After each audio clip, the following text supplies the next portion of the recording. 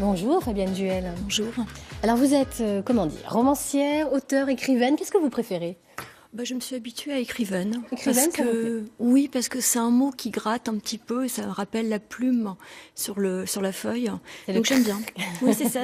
Et puis il y a le mot veine. Alors je pense pas à vin, je pense à la veine, c'est-à-dire à l'inspiration, au jus, à la sève. Ouais, c'est ça. Donc ça me plaît bien, écrivaine, oui. Et puis vous aimez bien les E aussi. Oui, j'aime les E. Alors auteur, on peut dire auteur, mais le problème du E, c'est qu'il est souvent muet. C'est une rime féminine, donc c'est pour ça que je l'aime bien, mais il est souvent muet. Alors j'aime bien insister à ce moment-là sur le E. Un E bavard, ça vous plaît ? Oui, c'est un E, c'est pas un E mutique en tout cas, c'est bien un E bavard, oui. Alors, vous êtes professeur de lettres au lycée de Quintin. Oui. Vous vouliez rester auteur dans l'anonymat, mais c'était un petit peu raté. On va dire que le succès vous a rattrapé. C'est vrai, et c'était en 2009, vous avez remporté le prix Étonnant Voyageur avec votre 3e roman À l'angle du renard, aux éditions du Rouergue. On va revenir en arrière, on va regarder ce petit reportage qu'avait réalisé la rédaction de Saint-Brieuc. Elle s'était choisi un nom de plume par discrétion pour dissocier sa vie de professeur de lettres et celle d'auteur. Mais avec le succès grandissant et ce 3e roman, À l'angle du renard, primé au festival Étonnant Voyageur, impossible de rester anonyme. Je vous en avais pas vraiment parlé parce que d'abord par pudeur et puis surtout parce que c'était le prix que je croyais pas obtenir. Un prix justement décerné par un groupe de jeunes de l'âge de ses élèves de première, des lycéens qui pour certains ont lu les écrits de leurs profs. Si elle a été primée, c'est qu'elle a vraiment du talent et que c'est bien de récompenser les auteurs qui ont du talent. Mais qui ne sont pas spécialement connus, mais qui gagnent à être connus avec le temps. C'est quelqu'un d'à part entière, on ne rencontre pas des gens comme ça tous les jours, quoi. Et on n'a pas 36 profs comme ça, genre 23 non plus, quoi.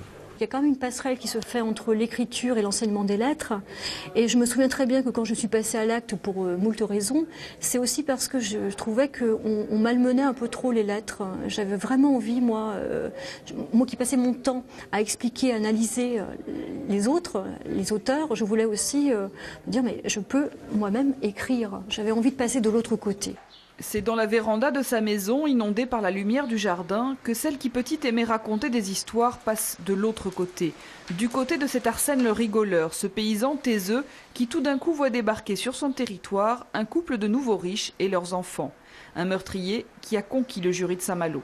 Ce qu'ils ont aimé, c'est on devrait le détester ce bonhomme parce qu'il fait peur et c'est pas un gentil, c'est un méchant. Ça devrait être un méchant dans la catégorie en tout cas des gentils et des méchants. Et finalement ils se rendent compte qu'à la fin ils se sont attachés à son mode de pensée, à sa façon de procéder et ils ont trouvé une certaine logique à tout ce qu'il faisait. Déjà Fabienne Duel s'est attelée à l'écriture des opus suivants. Seule certitude, un personnage sera présent comme à chaque fois, la nature, source de la poésie de sa langue. Alors, vous apprenez aux jeunes à être écrivains. Est-ce que ça s'apprend finalement ? C'est vrai qu'il n'y a pas d'école pour apprendre à écrire. Il y a une école pour apprendre à lire. Donc finalement, ce que j'apprends à mes élèves, c'est surtout à être des lecteurs. Parce que je pense que écrire, ça passe d'abord par la lecture. Il faut lire énormément pour savoir écrire. Donc j'apprends à mes élèves à être lecteurs et puis surtout lire des classiques parce que c'est très formateur les classiques. Alors, vous avez publié 8 romans, dont La chaise numéro 14. Vous venez de sortir des tiroirs votre premier roman policier, qui s'appelle Ceux qui vont mourir, aux éditions Sixto.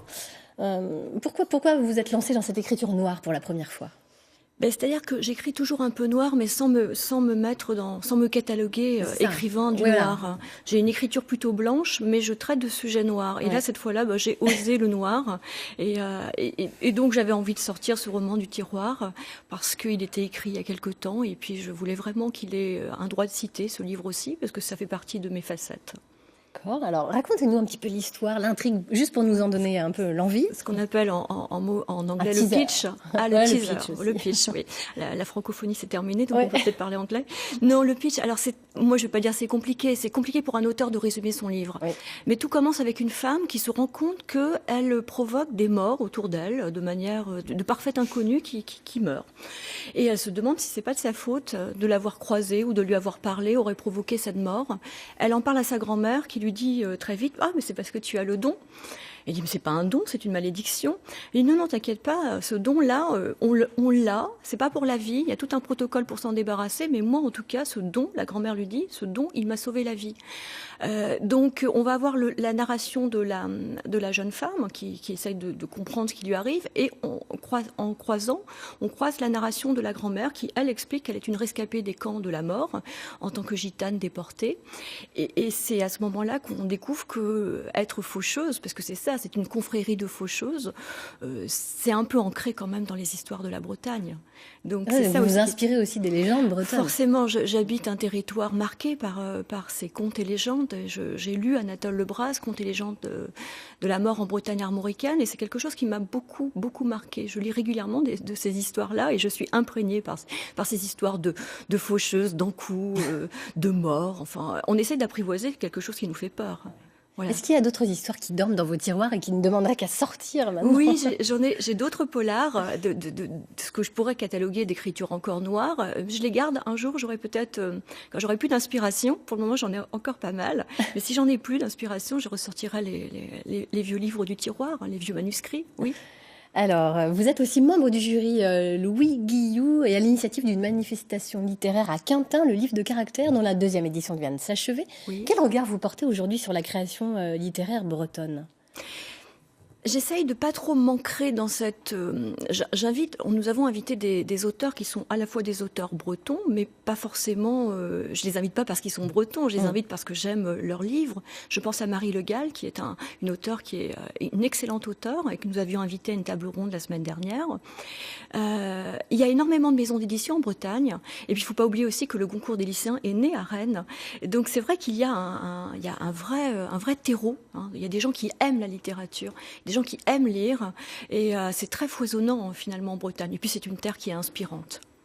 Bah écoutez, voilà, belle conclusion. Merci beaucoup Fabienne Duel d'être venue nous présenter ce très joli policier, Ceux qui vont mourir, aux éditions Sixto. Merci. Merci infiniment. Et puis on remercie également Christian Rio de l'association Livre et Lecture en Bretagne qui nous avait parlé de vous. Et on ne regrette pas de vous avoir reçu. Merci infiniment.